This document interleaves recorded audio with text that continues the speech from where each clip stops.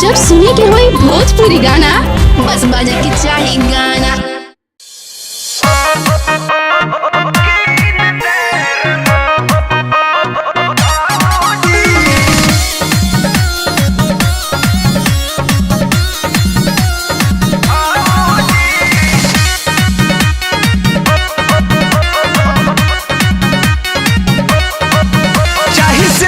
सिंगार सभे कद तैयार ए भौजी सुना चाही सेज के सिंगार सभे कद तैयार हम जाइब ससुरार होई दूध बरियार होवे भतारे मोरा फौजी ओ जा खाती मौजा हमके कीन दे रे भौजी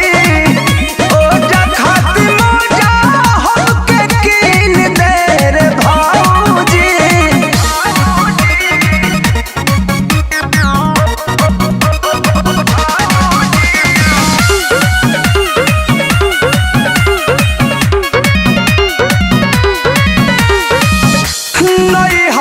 जैसे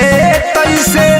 झेल ले यार हो ससुरा में बकसी नहीं हमके भतार हो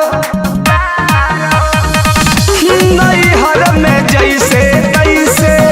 झेल ले यार हो ससुरा में बकसी नहीं हमके भतार हो नहीं चली हमार मन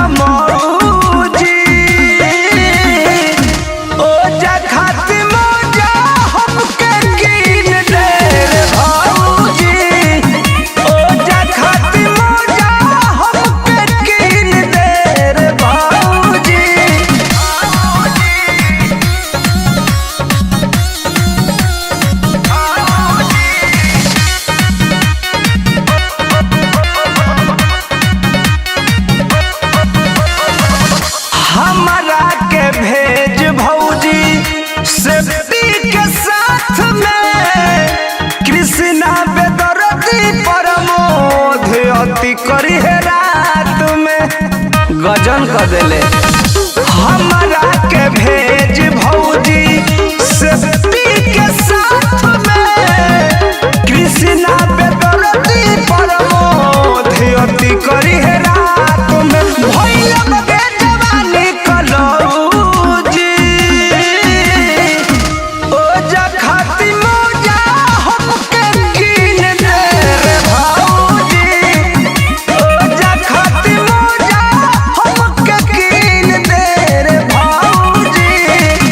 किंदा किंदा होवे भतारे मोरा फौजी।